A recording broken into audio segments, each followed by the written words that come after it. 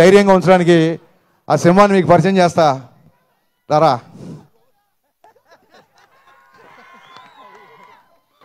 ఇతను బయటికి makeup scene, ఇండస్ట్రీకి తెలిసినంత వరకు మేకప్ చీఫ్ సీను అని పడుతుంది. కానీ ఇతను రవితేజ గారి మేనేజరు, రవితేజ గారి పర్సనల్, రవితేజ గారి ఫ్రెండు, రవితేజ గారి సన్నిహితుడు, రవితేజ గారి అకౌంటెంటు. ఒకటి కాదు, ఆల్రౌండర్ ఇతను. రవితేజ గారి దగ్గర ఎవరైనా ఆల్రౌండర్ ఉన్నారంటే అది మేకప్ సీను. సీను లేకపోతే ఈ సినిమా ఇంత ఫాస్ట్గా ఫినిష్ అయ్యేది కాదు.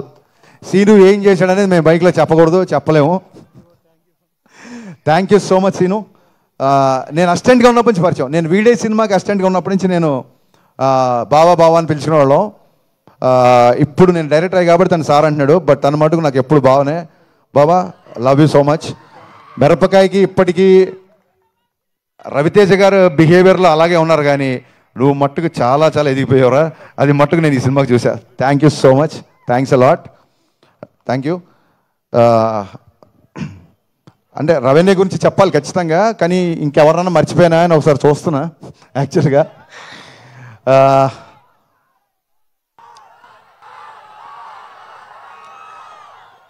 పవర్ స్టార్ పవన్ కళ్యాణ్ గారి గురించి చెప్పే ముందు ఒక్క నిమిషం మనం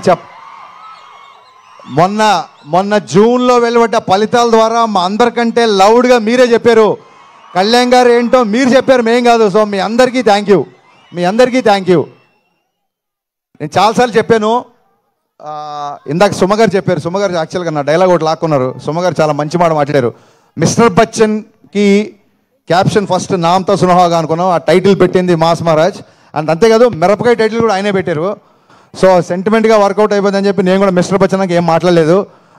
సో జీవితాన్ని ఇచ్చి, సినిమాలు ఇచ్చి, ఆఖరికి టైటిల్స్ కూడా ఇచ్చి, ఇంకేం ఇవ్వాలనుకుంటున్నాం అనే ఇచ్చాయి.